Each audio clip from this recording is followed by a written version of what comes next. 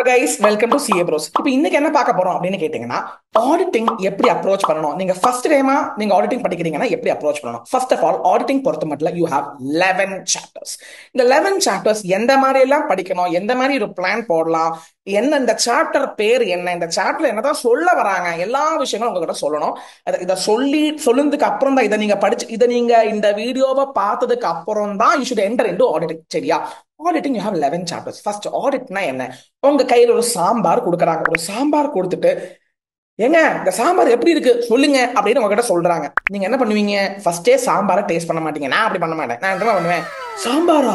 O, oh my God, யார் பண்ணாங்க சாம்பார், எப்ப பண்ணாங்க, என்னெல்லாம் காய்கறிகள் போட்டிருக்கீங்க, என்ன பருப்பு வச்சா போட்டீங்க, இல்ல தேங்காய் அரைச்சு விட்டா நீங்க சாம்பார் பண்ணீங்க, எப்படி சாம்பார் பண்ணீங்க, எந்த ஸ்டைல்ல சாம்பார் வச்சீங்க, சாம்பார் மணத்தை பார்ப்பீங்க, எப்படி இருக்குன்னு பார்ப்பீங்க. ஸோ இதெல்லாம் பண்ணதுக்கு அப்புறம் தான் நீங்க சாம்பாரை டேஸ்டே பண்ணுவீங்க. சாம்பாருக்கு இவ்வளவு விஷயம் போகுதுன்னா, எஃப்எஸ் ஆடிட் பண்றதுக்கு இவ்வளவு விஷயம், இதுக்கு மேல விஷயங்கள் நடத்தணும். சோ ஒரு FSI, PNL, balance sheet, cash flow, disclosures, notes எல்லாமே யார் ப்ரிப்பேர் பண்ணிடுவாங்க? மேனேஜ்மெண்ட் ப்ரிப்பேர் பண்ணிடுவாங்க. அதாவது கிளையண்ட், ஆடிட்டியை தான் மேனேஜ்மெண்ட் சொல்றாங்க. மேனேஜ்மெண்ட்னா கிளையண்ட். கிளையண்ட் ப்ரிப்பேர் பண்ணி உங்க கையில கொடுப்பாங்க. அந்த எஃப்எஸ்ஐ சரியாக இருக்குதா? ஏங்க, நோட் த பாயிண்ட், சரியாக இருக்குதா சொல்றது இல்ல. அதாவது தப்புகளில் இருந்து ஃப்ரீயாக, தூய்மையாக இருக்குதா அப்படின்னு நீங்க ஒப்பீனியன் கொடுக்கணும். அதெல்லாம் ஆடிட். சரியா? இப்போ இதுல 11 சாப்டர்ஸ் இருக்குதா? சோ நீங்க you can divide in this way. First basics. பேசிக்ஸ்னா unit number 1. Unit number 1 is basics. நான் இப்போ studies order, so I'm not telling about study order. We will have an introduction of the chapter introduction. Okay, unit number 1 is basics. Basics na audit na enna, scope of audit, object of audit, need of audit, advantages, disadvantages, இந்த மாதிரி நிறைய விஷயங்கள் படிக்கணும். So unit number 1 is basics. அதுக்கப்புறம் preliminary activity. Preliminary ஆக்டிவிட்டினா என்ன? ஒரு audit ஆரம்பிக்கிறதுக்கு, பிளான் பண்றதுக்கு முன்னாடி, ஏங்க, ப்ரிலிமினரி, பிளானிங், பர்ஃபார்மன்ஸ். ஆடிட்னா 3 things: preliminary, planning, performance. Preliminary அப்படின்னு சொன்னா என்னது? ப்ரிலிமினரின்னு சொன்னா பிளானிங் பண்றதுக்கு முன்னாடி பண்ண வேண்டிய விஷயம் தான் ப்ரிலிமினரி. நல்ல கிளையண்டா இருக்கானா, என்னால எத்திக்ஸ் ஃபாலோ பண்ண முடியுமா, நானும் அவனும் பேசிக்கணும், நானும் கிளையண்டும் ஃபர்ஸ்ட் பேசி ஒரு டேர்ம்ஸ்ல வரணும். அதெல்லாம் ப்ரிலிமினரி. அதை பத்தி கிளியரா சொல்லக்கூடிய விஷயம் தான் unit number 11. Unit number 11 preliminary. Plan பண்றதுக்கு முன்னாடி நானும் கிளையண்டும் நிறைய விஷயங்கள் தெரிஞ்சுக்கணும். அதெல்லாம் ப்ரிலிமினரி. சரியா?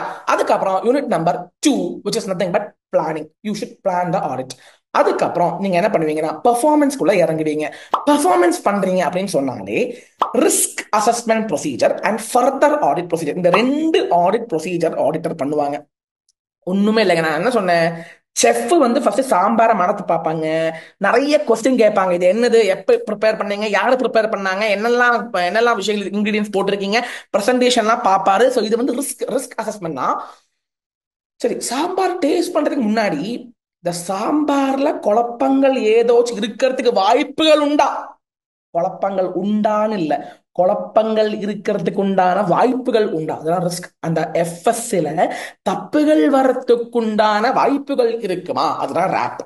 அதுக்கப்புறம் அதுக்கப்புறம் ஃபர்தர், அதுக்கப்புறம் பண்ணக்கூடிய ப்ரொசீஜர் தான் further audit procedure. Unit number 3னா ரேப் அண்ட் ஃபேப் நீங்க பண்ணுவீங்க. இதுதான் audit procedure, performance of audit சொல்லுவாங்க. ஏங்க, இந்த ஆடிட் ப்ரொசீஜர் பண்ணும்போது உங்களுக்கு எவிடன்ஸ் வேணுமா வேணாமா? எவிடன்ஸ் வேணும் இல்லைங்க. ஆடிட் எப்படி பண்ணுவீங்க? With help of evidences. Evidences பத்தி சொல்லக்கூடிய சாப்டர் தான் சாப்டர் நம்பர் 4. ஸோ 3 பர்ஃபார்ம் பண்ணுவீங்க, 4 நீங்க என்ன பண்ணுவீங்க? எவிடன்சஸ் கலெக்ட் பண்ணுவீங்க. எகைன் இந்த ஃபர்தர் ஆடிட் ப்ரொசீஜர் நான் சொன்னேன் இல்லைங்க. நான் என்ன சொன்னேன்? ஃபர்தர் ஆடிட் ப்ரொசீஜர் நீங்க செக் பண்றீங்க. ரிஸ்க் அசஸ்மெண்ட்னா செக்கிங் கிடையாது, ரிஸ்க் இருக்குதா, அதெல்லாம் ரிஸ்க் அசஸ்மெண்ட் ப்ரொசீஜர். ஃபேப்னா நீங்க செக் பண்ணுவீங்க. நீங்க எதை செக் பண்ணுவீங்கன்னு சொன்னா, பிஎன்எல் ஐட்டம்ஸை செக் பண்ணுவீங்க, பேலன்ஸ் ஷீட் ஐட்டம்ஸை செக் பண்ணுவீங்க, டிஸ்க்ளோஷர்ஸை செக் பண்ணுவீங்க. அதை பத்தி சொல்ற விஷயம் தான் unit number 5, which deals with items of FS. Sir revise பண்ணுங்க sir. First unit basics. Next preliminary, 11th unit. preliminary plan பண்றதுக்கு முன்னாடி, பிளானிங்னா பெர்ஃபார்மன்ஸ் பண்றதுக்கு முன்னாடி. அப்படி படிச்சு வச்சுக்கோங்க. Planning means done before performance, preliminary means done before planning. Planning unit number 2. So 1, 11, 2. 3 performing.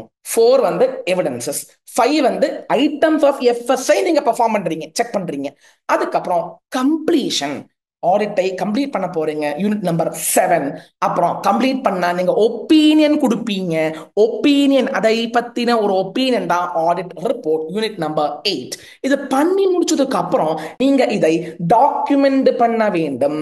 இந்த இந்த நீங்க பண்ணின வேலையை ஆடிட் ஃபைல்ல ஆக்கி வைக்க வேண்டும். அதுதான் unit number 6 which deals with audit documentation. So 1, 11, 2, 3, 4, 5, 7. 7 வந்து completion, 8 report, 6 audit documentation. Now இதோட ஆடிட் முடியுது சார். இதுல கவர் ஆகாத 2 சாப்டர்ஸ் இருக்குது சார். 9ம் 10ம் நீங்க ஒண்ணுமே சொல்லல. 9th சாப்டர் வந்து ஒவ்வொரு என்டிட்டியை நீங்க எப்படி ஆடிட் பண்ணுவீங்க, அது இப்ப படிக்கவே வேணாம், ஏப்ரலுக்கு வச்சிருங்க. 10th சாப்டர் பேங்கை நீங்க எப்படி ஆடிட் பண்ணுவீங்க, அதுவும் நீங்க இப்ப படிக்க வேணாம், ஏப்ரலுக்கு வச்சிருங்க. நான் என்ன சொல்லுவேன்னா, ஏப்ரல் மந்த்துக்கு நீங்க different types of entity unit number 9, bank audit unit number 10, items of FS unit number 5, இந்த 3 சாப்டரை இப்பவும் மார்ச்லயும் படிக்க வேணாம். Go and study in April. ஏன்னா அதுல நிறைய பாயிண்ட்ஸ் இருக்கிறதுனால இப்பவே படிச்சுட்டீங்கன்னா அன்னைக்கு ஞாபகம் வராதுங்க. நான் சொல்றேன், இப்போ நான் என்ன சொல்றேன், 11ல ஆல்ரெடி எவ்வளவு சாப்டர்ஸ் போயிடுச்சு. 11 minus 3. What is 11 minus 3? Come on, tell me. 11 minus 3 is 8. 8 chapters 4 4. ஏங்க 11 சாப்டர்ஸ்ல இருந்து மூணு சாப்டர் கம்மி பண்ணுங்க. 11 minus 3 which all chapter? 5th chapter, 9th chapter, 10th chapter study in April. And the 11ல first unit, then go to 11th unit, then go to second unit. First, 11th, second, 6th இந்த 4ம் ஃபெப்ல முடிச்சு போட்டு பெரிய chapters ஆன 3rd chapter, 4th chapter, 7th chapter, 8th chapter நீங்க மார்ச்ல முடிச்சுக்கலாம். நீங்க சைட்ல ஒரு டேபிள் மாதிரி கொடுப்பாங்க. ஃபெப்ல முடிக்கக்கூடிய சாப்டருடைய ஆர்டர், அதுக்கப்புறம் மார்ச்ல முடிக்கக்கூடிய சாப்டரோட ஆர்டர், அதுக்கப்புறம் ஏப்ரல்ல நீங்க என்ன பண்றீங்கன்னா 5, 9 and 10.